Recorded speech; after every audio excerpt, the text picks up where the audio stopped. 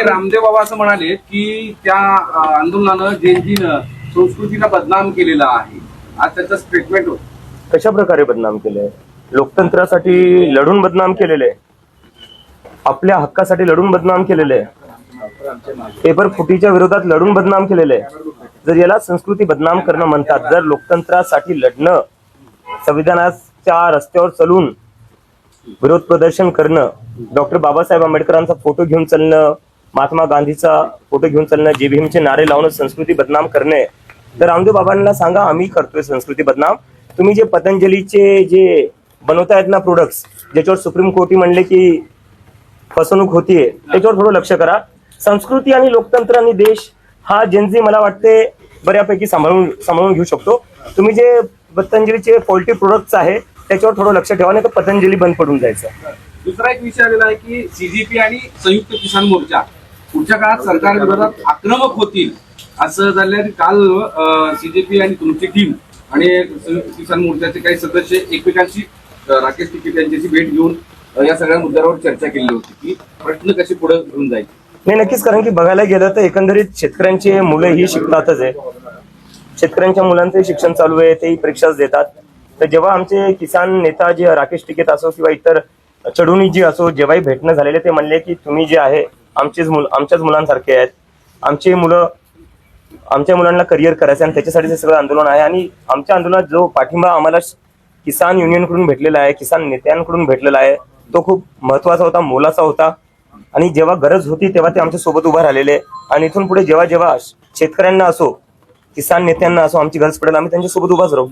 तसा प्रयत्न पुढच्या काळात एकमेकांसोबत असणार आहे का? किंवा मी सांगतो ना, जिथं जिथं शेतकऱ्यांना आमची गरज पडेल तिथे तिथं आम्ही सोबत राहू. कारण की मी जर सांगायला गेलो, मी स्वतः हिंगोलीतून येतो, माझ्या घरचे अजून शेतीच करतात. कुठं ना कुठे या देशात प्रत्येकांच्या घरी शेती असते, प्रत्येकांचे घरचे शेतातूनच आलेले आहेत. आपण काय सगळे आयटी कंपन्यातून, आपल्या घरच्या आयटी कंपन्यातून आलेले नाहीये किंवा सरकारी जॉब मधून आलेले नाहीये. आपण सगळ्यांची सुरुवात ही शेतकरी घरातूनच झालेली आहे. त्यामुळे शेतकऱ्यांना जिथे गरज पडेल तिथं आम्ही सोबत उभा राहू. राहुल गांधींनी काल प्रेस कॉन्फरन्स घेतली, ते असं म्हणाले की या सगळ्या विद्यार्थ्यांवर जे हल्ला करतायत, बुलेट चालवले, फायरिंग केली, त्या प्रकरणावर गृहमंत्री अमित शहा यांनी रिझाईन केलं पाहिजे आता. ते केल्याशिवाय आम्ही स्वस्त बसणार नाही. मला तर वाटतं अगदी केलंच पाहिजे. कारण की दुसरा एक प्रश्न हा पण येते की कॉक्रोच जनता पार्टीला बाहेरून फंडिंग येते किंवा बाहेरून चालवण्यात येते. तर माझ्या मनात असा प्रश्न येतो, अमित शहा असताना हे सगळं शक्य कसं काय झालं? हे तर मग अमित शहाचं फेलियर आहे. जर आम्हाला बाहेरून फंडिंग येते किंवा कॉक्रोच जनता पार्टी बाहेरून चालतीये तर मग हे तर गृहमंत्र्यांचं फेलियर आहे. चाणक्य कसले मग तुम्ही असताना जर बाहेरून फंडिंग येते किंवा बाहेरून चालवण्यात येते, मग तर तुम्ही स्वतः फेल झाले आणि तुम्ही राजीनामा दिला पाहिजे. आणि 20 तारखेला ज्या प्रकारे विद्यार्थ्यांचं रक्त वाहण्यात आलं जंतर मंतरवर दिल्ली पोलीसच्या हातातून, ते अमित शहाच्या ऑर्डर शिवाय दुसरं कोणाचा ऑर्डर नसणार. नवे शिक्षण मंत्री जोशी हे सुद्धा बदनाम आहेत असं प्रियंका गांधी संसदेत म्हणाल्या. त्यानंतर बाहेर ते असं म्हणाले की मी ठाम आहे, ते सत्य आहे, ते सुद्धा दोषी आहेत. मी त्यांची क्लिप पाहिली जिथं जे बिल्किस बानोचे बलात्कारी होते त्यांच्या स्वागतासाठी काहीतरी बोलले ते. तर देशाचा शिक्षा मंत्री हा बलात्काऱ्यांचं स्वागत करतो, त्यांची तारीफ करतो, हे तर म्हणजे प्रधानला काढून मी अजून एक विचित्र माणूस बसून ठेवलेला आहे. काय मेसेज देताय तुम्ही देशाला की जो शिक्षा मंत्री आहे तो बलात्काऱ्यांचा सपोर्ट करणार, त्यांचं स्वागत करणार? पण हे लोक करणार पण काय? यांच्या पक्षात दुसरे कोणते लोक आहेत? सगळी गुंड भरलेली आहेत.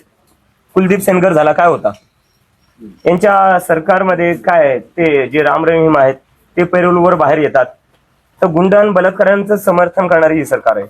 कंगना रावतांची चर्चा होते, ते जनरेशर गटार असं म्हणते जेनजीला, आणि त्यावर आता बरंच वाढलं. कंगना राणावत बद्दल काय बोलू मला काही. एक असं चित्र दिसतंय सोशल मीडियावर की झेंझीला सपोर्टही केला जातोय आणि त्याच प्रमाणात त्याच सोशल मीडियावर झेंझीला आता ट्रोलही केलं जातंय, संस्कारांची आठवण करून दोन्ही बाजू चालवल्या जातात. जेनझीला ट्रोल केलं जातं, मला याच्यावर कळत नाही जेनझी आहे कोण? जे मुलं आज 15 ते 25 ते 28च्या वयोगटातले, त्या मुलांना ट्रोल करून भेटणार काय? उद्या हेच मुलं जाऊन नागरिक बनणार आहे, उद्या हेच मुलं जाऊन वोटर्स बनणार आहेत, उद्या जाऊन हेच मुलं देश चालवणार आहेत ना. तर त्यांना असं तुम्ही वेगळं ट्रोल का करताय? ते काय कोणत्या पक्षातले किंवा कुठल्या विचारधारेचे का काय? सामान्य घरातले मुलं येते, त्यांना ट्रोल करून कोणाला काय भेटणार आहे? एक नाशिक पोलिसांनी आता एक एसओपी काढली आहे, म्हणजे जेनजीच्या आंदोलनाचा जो पोलिसांना त्रास झाला किंवा पोलिसांना त्रास झाला. त्यांनी एसओपी काढली अशी आहे की आता जनजीची पिढी आहे ती मोबाईल सुरू ठेवते आणि तुमचं सगळं रेकॉर्ड करते, तर ते काय करायचे अशी पोलिसांनी एसओपी काढली, याच्यावर काय मत आहे? मला वाटतं जर तुम्हाला रेकॉर्ड व्हायची भीती असेल ना, तर तुम्ही स्वतःलाच विचारा तुम्ही अशा गोष्टी का करताय ज्याची तुम्हाला रेकॉर्ड होईल अशा भीती वाटते.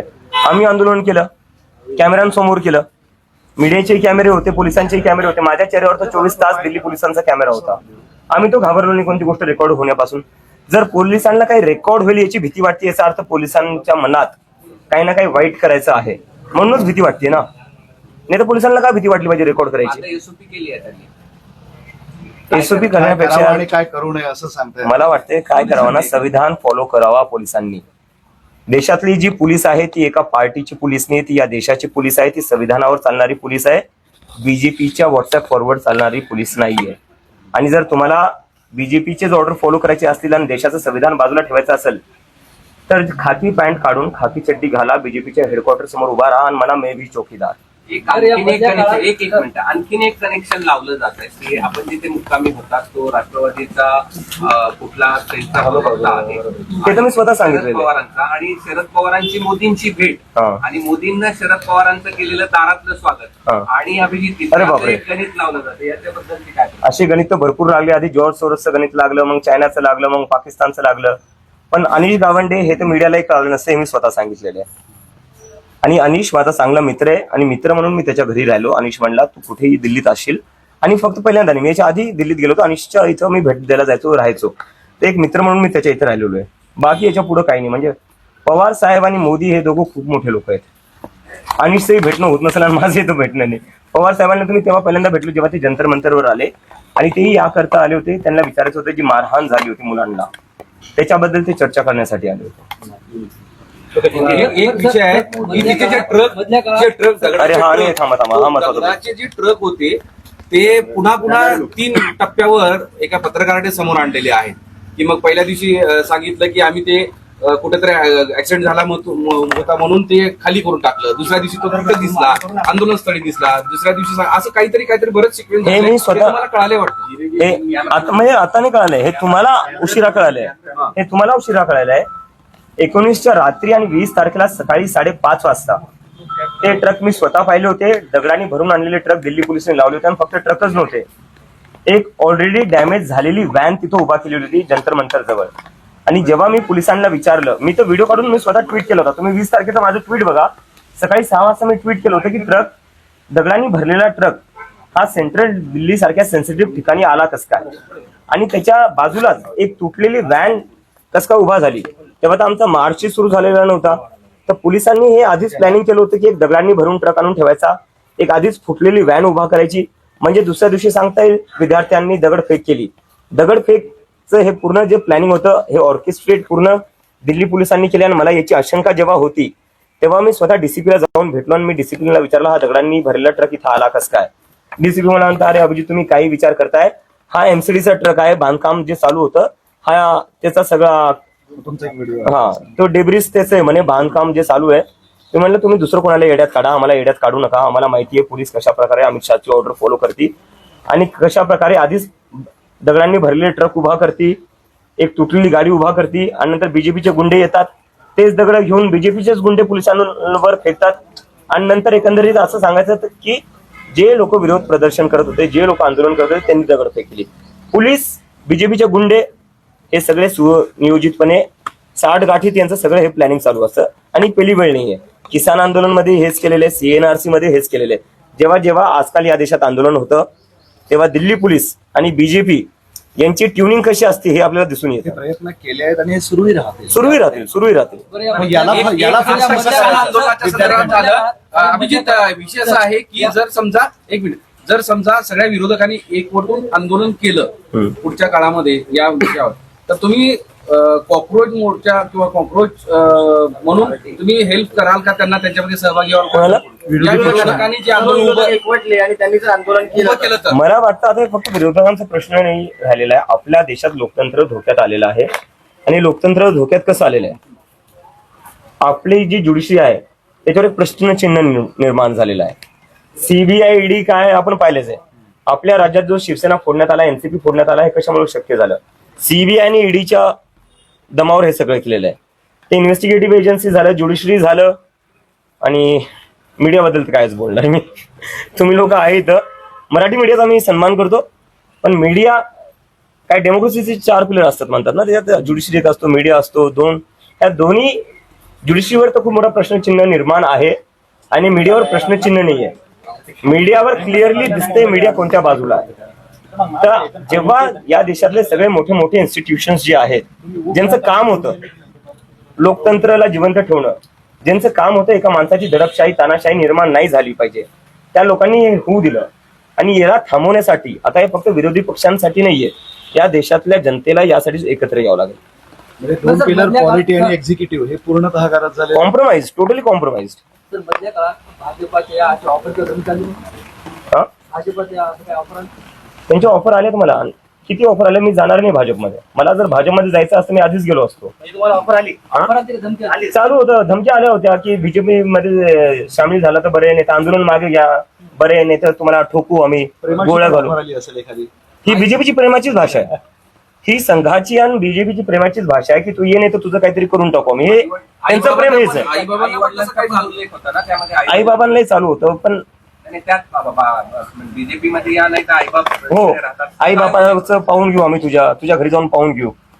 तर तुम्ही माझ्यावर काय करणार? तुम्ही तुम्ही भीती एका 30 वर्षाच्या मुलाला, नरेंद्र मोदीच्या तर मला वाटतं मी नातवाच्या वयाचा असेल, अमित शहाच्या नातवाच्या वयाचा असेल मी.